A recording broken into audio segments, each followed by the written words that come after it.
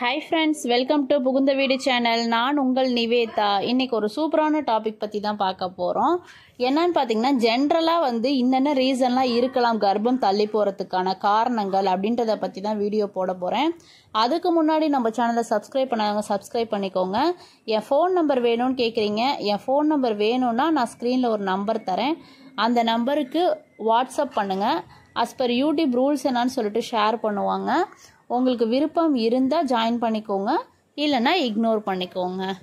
அதுக்கப்புறம் நம்ம சேனலில் கம்யூனிட்டி போஸ்ட்டில் நிறைய ஷேர் பண்ணிகிட்ருக்கோம். நம்ம சப்ஸ்கிரைபர் ப்ரெக்னென்சி கன்ஃபார்ம் ஆன வாட்ஸ்அப் சாட்ஸ்லாம் ஸ்க்ரீன்ஷாட் எடுத்து போட்டுட்ருக்கேன். அதை செக் பண்ணிவிட்டு வாங்க, உங்களுக்கே ஒரு கிளாரிட்டி கிடைக்கும்.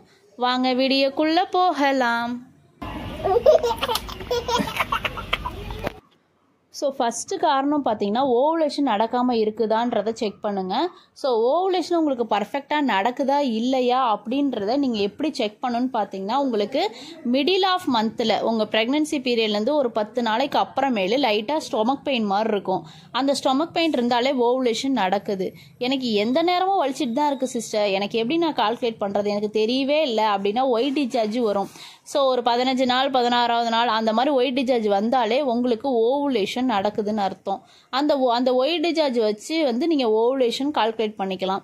ஸ்டிக்கி ஒயிட் டிஸ்சார்ஜ் தானே ஓவுலேஷனுக்கான சார்ஜுன்னு சொன்னீங்க.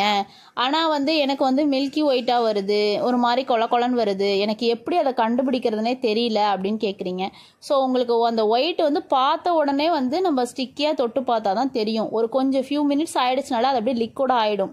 ஸோ அதனால் நம்மளால அந்த டிஸ்சார்ஜோட இது நம்ம கண்டுபிடிக்க முடியாது. நார்மலாக டிஸ்சார்ஜ் வந்தாலே உங்களுக்கு ஓவுலேஷன் நல்லா நடக்குதுன்னு சொல்லிட்டு. நெக்ஸ்ட் பார்த்தீங்கன்னா இர்ரெகுலர் பீரியடாக இருக்கான்றதை பாருங்கள். சரியான முறையில் பீரியட்ஸ் வராமல் ட்ராப்பாக வருது, அந்த மாதிரி இருந்தால் அந்த பிரச்சனையை ஃபஸ்ட்டு சால்வ் அவுட் பண்ணுங்கள். ஸோ எதனால் அப்படின்னா அந்த இர்ரெகுலர் பீரியட் அப்படியே அந்த பீரியட் பிளட்டு தேங்கி தேங்கி தேங்கி உங்களுக்கு நீர்க்கட்டி ப்ராப்ளமாக வரத்துக்கு வாய்ப்புகள் இருக்குது. ஸோ நீர்க்கட்டி வந்ததுன்னா உங்களுக்கு ஓவுலேஷன் சரியாக நடக்க விடாது. ஸோ சரியாக நடக்கலைன்னா உங்களுக்கு ப்ரெக்னன்சி தள்ளி போகும். ஸோ இது ஒரு ரீசனாக இருக்கலாம் இர்ரெகுலர் பீரியட்னால. ஸோ இர்ரெகுலர் பீரியடாக வந்தாலுமே நல்லா ஃப்ளோவாக இருக்குது அப்படின்னா கொஞ்சம் ப்ராப்ளம்ஸ் கம்மி தான். எதனால் சொல்கிறேன்னா பீரியட் ஃப்ளோ அதிகமாக இருந்தால் நோ ப்ராப்ளம். எனக்கு இர்ரெகுலராகவும் இருக்குது, பீரியடும் சரியாக வரலை, அப்போ நான் என்ன பண்ணுறது அப்படின்னா தான் இந்த நீர்க்கட்டி ப்ராப்ளமாக இருக்கிறதுக்கு வாய்ப்புகள் இருக்குது. சரி, அப்போ இர்ரெகுலர் பீரியட்னாலும் தள்ளி போகுமா சிஸ்டர் அப்படின்னு கேட்குறீங்க. எப்படின்னா பார்த்திக்கோங்களேன், இப்போ இர்ரெகுலர் பீரியடாக இருந்தாலுமே உங்களுக்கு ஓவுலேஷன் கரெக்டாக நடக்கும். எதனாலனா ஃப்ளோ அதிகமாக இருக்கிறனால. ஆனால் அந்த ஓவுலேஷன் டேட்டு கண்டுபிடிக்கிறது தான் உங்களுக்கு கஷ்டமாக இருக்கும்.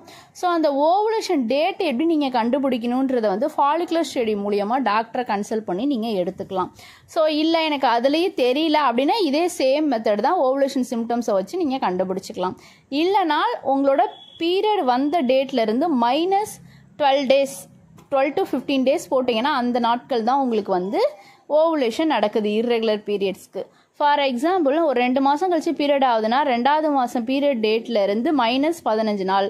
ஸோ அந்த ஒரு 5 நாட்கள் தான் உங்களுக்கு ஓவுலேஷன் நடக்குது அப்படின்னு சொல்லி அர்த்தம். அப்படி ஈஸியாக கால்குலேட் பண்ணி நீங்கள் ஃபேமிலியில் இருக்கலாம். தென் பார்த்தீங்கன்னா அடுத்தது வேறு என்ன ரீசனாக இருக்கும் அப்படின்னு பார்த்தீங்கன்னா ஸ்ட்ரெஸ்ஸு.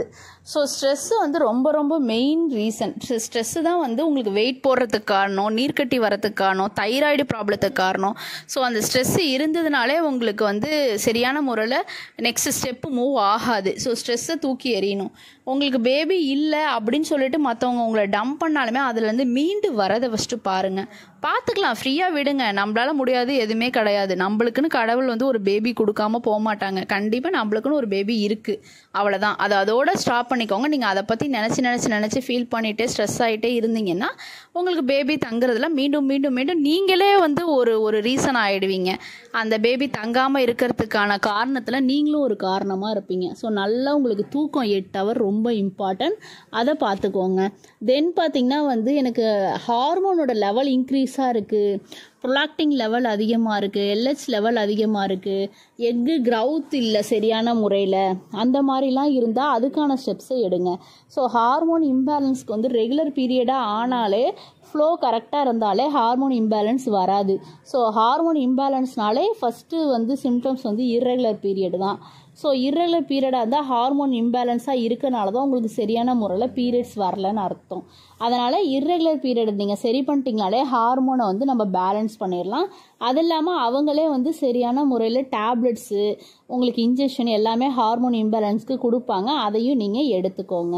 அது இல்லாமல் எக்கு க்ரோத்துக்கு நம்ம சேனலில் நிறைய டிப்ஸ் இருக்குது. அதை எல்லாமே ஃபாலோ பண்ணிக்கிட்டிங்கனாலே போதும். இதெல்லாம் மீறி வந்து எக்ஸசைஸு. ஸோ எக்ஸசைஸ் ரொம்ப ரொம்ப ரொம்ப இம்பார்ட்டன்ட். ஸோ எக்ஸசைஸை நீங்கள் ரெகுலராக பண்ணுறதுக்கு வந்து ஒரு 10 நிமிஷம் ஒர்க் அவுட் பண்ண வந்து இது பண்ணிக்கோங்க. அட்லீஸ்ட் யோகாவாவது பண்ணுங்கள். இல்லை என்னால் எதுவுமே பண்ண முடியல அப்படின்னு சொன்னால் முடிஞ்ச அளவு வந்து 1/2 hour பண்ணுங்கள். இல்லை முடியலன்ற மினிமம் 10 நிமிஷம் நான் சொல்கிறேன். ஸோ இதில் வந்து என்னால் எதுவுமே ஃபாலோ பண்ண முடியலன்னா வந்து லெக் ஆன் தி வால் பொசிஷனில் மட்டும் டெய்லி ஒரு 15 minutes படுத்துருங்க. ஸோ எப்படின்னா உங்கள் 2 காலையும் தூக்கி செவுத்து மேலே வச்சுக்கிட்டு படுத்திருக்கணும். ஸோ அந்த மாதிரி ஒரு பொசிஷனில் படுத்திங்கன்னா உங்கள் கர்ப்பப்பை வந்து ஸ்ட்ராங் ஆகும். அதையும் மீறி பட்டர்ஃப்ளை யோகா நீங்கள் பண்ணலாம். ஸோ பட்டர்ஃப்ளை யோகா நீங்கள் பண்ணுறப்ப உங்களுக்கு வந்து அந்த கர்ப்பப்பை ஸ்ட்ராங் ஆகும். உங்களுக்கு மிஸ்கரேஜ் ப்ராப்ளமாக இருந்ததுன்னா ஆட்டோமேட்டிக்காக சரியாயிடும். ஸோ இந்த வீடியோ உங்களுக்கு ரொம்ப பிடிக்கும்னு நினைக்கிறேன். சப்ஸ்கிரைப் பண்ணிக்கோங்க, லைக் பண்ணிக்கோங்க, ஷேர் பண்ணிக்கோங்க. Bye friends.